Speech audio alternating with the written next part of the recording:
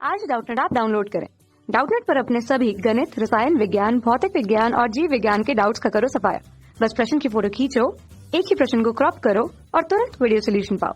अभी डाउनलोड करें। नमस्कार दोस्तों, दिया गया प्रश्न है विभिन्न समांतर पारदर्शी माध्यमों में प्रकाश के अपवर्तन को किरण आरेख द्वारा समझाइए तथा माध्यमों के अपवर्तनांकों के मध्य में संबंध स्थापित करिए।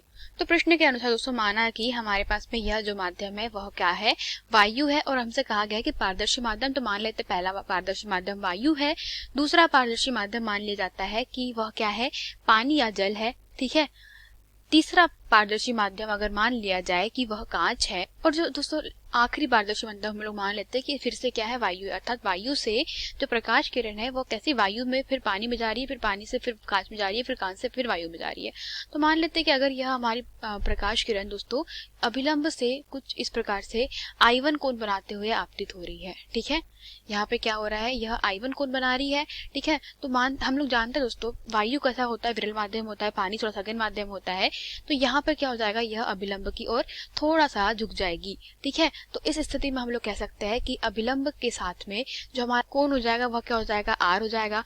अब यहाँ पर इसको अगर I1 नाम दे दिया जाए और इसको क्या नाम दे दिया जाए, R1 नाम दे दिया जाए।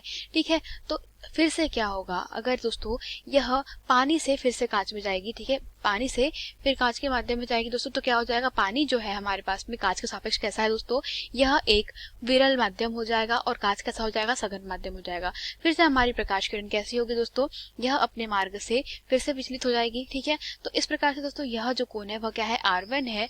और यहाँ पर अगर हम लोग कह सकते हैं कि अभिलंब से बनने वाला कोण क्या, यह कोण भी कैसा हो जाएगा, R1 हो जाएगा। क्यों, क्योंकि दोस्तों यह हम लोग देख सकते हैं कि ये दो समांतर रेखाएं, इसको कोई रेखा प्रतिच्छेद करती है तो वो न्यून कोण के नियम से क्या हो जाता है, तो दोस्तों आपस में बराबर हो जाते हैं ज्यामिति के नियम से।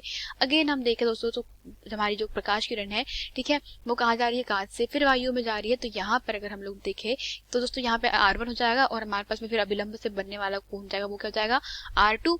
ठीक है, और यहाँ से फिर दोस्तों क्या हो जाएगा, R2 बनेगा। तो यहाँ पर भी जो वैल्यू हो जाएगी मतलब आपतन कोण का मान क्या हो जाएगा, वह R2 जाएगा।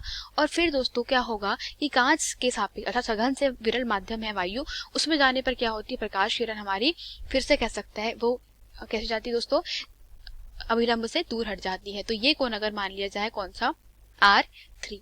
इस स्थिति में हम कह सकते हैं दोस्तों अगर वायु में वेग v1 था तो पानी में वेग क्या हो जाएगा, v2 हो जाएगा। कांच में जो वेग था हमारी प्रकाश किरण का वो v3 हो जाए और वायु में क्या हो जाए, फिर से v1 हो जाए। इस स्थिति में हम लोग लिख सकते हैं क्या, पहली कंडीशन में जब हमारी प्रकाश किरण वायु से पानी में जा रही थी, इस स्थिति में दोस्तों उसको हम लोग लिख सकते हैं वायु के सापेक्ष जल का अपवर्तनांक, वह क्या हो जाएगा दोस्तों, वह हो जाएगा साइन I1 के बटे में क्या हो जाएगा, साइन R1 बराबर इसे V1 के बटे में क्या हो जाएगा दोस्तों, यहाँ से हो जाएगा V1 के बटे में V2। ठीक है, अब बात करते हैं दोस्तों दूसरे माध्यम की, जहां पे प्रकाश किरण कहाँ से जा रही है, पानी से कांच में जा रही है। तब वहां पे हमारे पास में क्या हो जाएगा दोस्तों, वह हो जाएगा W म्यू जी। ठीक है, तो W म्यू जी जो है वो क्या हो जाएगा दोस्तों, वह हो जाएगा साइन R1 के बटे में साइन R2। ठीक है, क्योंकि आप लोग देख सकते हैं दोस्तों हमारे पास में जो वैल्यू क्या है, यह है यहाँ पे देखें आप R1 के बटे में R2। ठीक है, क्योंकि अपवर्तनांक स्नेल के नियम से यह हमारे पास में क्या हो जाएगा, आपतन कोण हो जाएगा और इस प्रकार से ये R2 जो है वो अपवर्तन कोण हो जाएगा। तो इसका मान क्या हो जाएगा दोस्तों, वह हो जाएगा V2 के बटे में V3। ठीक है, क्योंकि कांच में जो हमारे पास में दोस्तों वेग है वो क्या है, V3 है। इस स्थिति में अगर हम लोग दोस्तों अगला जो कह सकते हैं क्या, कांच के सापेक्ष मतलब जी, कांच के सापेक्ष किसका, वायु का जो अपवर्तनांक है उसको दर्शाया जाएगा किससे, स्नेल के नियम से। साइन यहाँ पर दोस्तों आपतन कोण का मान R2 हो जाएगा और फिर क्या हो जाएगा, अपवर्तन कोण R3।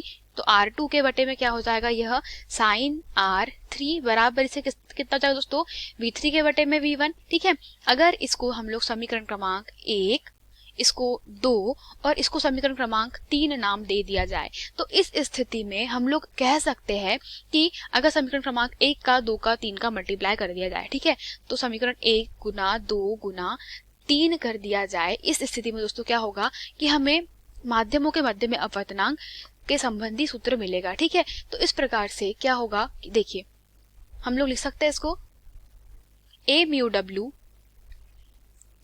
ठीक है, A म्यू W गुने में W म्यू G गुने में क्या हो जाएगा, वह हो जाएगा जी म्यू ए बराबर, इसे हम लोग लिख सकते हैं इसको समीकरण क्रमांक 1, 2 तथा 3 से क्या v1 के रूप में, दोस्तों वेग के रूप में क्या लिख सकते हैं, वह हो जाएगा v1 के बटे में v2 बराबर इसे v2 के बटे में v3 और बराबर से क्या हो जाएगा v3 के बटे में v1। तो यहाँ से देखिए आप, तो हमारे पास में क्या हो जाएगा दोस्तों, v1 से v1 कैंसिल हो जाएगा, v2 से v2 कैंसिल हो जाएगा, v3 से v3 कैंसिल हो जाएगा। अर्थात इन तीनों का जो गुना करने पे दोस्तों हमारे पास में जो वैल्यू प्राप्त होगी वो कितनी प्राप्त होगी, 1 प्राप्त होगी। या हम लोग कह सकते हैं कि हमारे पास में जो वैल्यूज है दोस्तों वो कैसी हो जाएगी, कुछ इस प्रकार से a mu w Guna w mu g Guna g mu a है, ठीक है, वो किसके बराबर, 1 के बराबर प्राप्त हो गया। और यहाँ से हम लोग कह सकते हैं ये जो समीकरण प्राप्त हुआ दोस्तों हमारे पास में, किसके, हमने क्या माना था, हमने 3 कंटिन्यूअसली कह सकते हैं दोस्तों माध्यम क्या माने थे, पारदर्शी माध्यम वायु, पानी, कांच तथा वायु मान लिया था। अब मान लेते हैं दोस्तों कि यह पारदर्शी माध्यम एक है, ये दूसरा माध्यम है, तीसरा माध्यम है, चौथा माध्यम है और ऐसे बहुत सारे माध्यम है। तो इस स्थिति में हम लोग हर बार क्या कहेंगे दोस्तों, पहले माध्यम का दूसरे माध्यम के सापेक्ष अपवर्तनांक मल्टीप्लाई बाय क्या हो जाएगा, दूसरे माध्यम का तीसरे माध्यम के सापेक्ष अपवर्तनांक मल्टीप्लाई बाय तीसरे माध्यम का चौथे माध्यम के सापेक्ष मल्टीप्लाई बाय, और ऐसा सो ऑन अगर हम लोग करें कि चौथे माध्यम का पांचवे पारदर्शी माध्यम के सापेक्ष अपवर्तनांक दोस्तों, ठीक है। तो इस प्रकार अगर हम लोग कहे कि इनका गुना करेंगे दोस्तों, तो इस प्रकार से अगर हम लोग कहे तो इनका मल्टीप्लिकेशन हमेशा किसके बराबर आएगा, प्राप्त होगा, हमें 1 के बराबर प्राप्त होगा, ठीक है। दोस्तों यही हमारे पास में क्या था, मुख्य संबंध है, ठीक है। तो मैंने आपको जो अभी बताया, या आप इसको आदर्श रूप से हम लोग नॉर्मली 3 माध्यमों के लिए सॉल्व करते हैं। तो पहले माध्यम का दूसरे माध्यम के सापेक्ष मल्टीप्लाई बाय दूसरे माध्यम का तीसरे माध्यम के सापेक्ष मल्टीप्लाई बाय तीसरे माध्यम का क्या हो जाएगा, फिर से पहले माध्यम के सापेक्ष अपवर्तनांक का गुना करते हैं तो वो किसके बराबर प्राप्त होता है, 1 के बराबर प्राप्त होता है, ठीक है। तो यही हमारे प्रश्न का उत्तर था दोस्तों, धन्यवाद। कक्षा 6 से 12वीं से लेकर नीट, IIT, JEE वो एडवांस के लेवल तक 1 करोड़ से ज्यादा छात्रों का भरोसा। आज ही डाउनलोड करें डाउटनेट ऐप या व्हाट्सएप करें अपने सारे डाउट्स 8400 400 400 पर।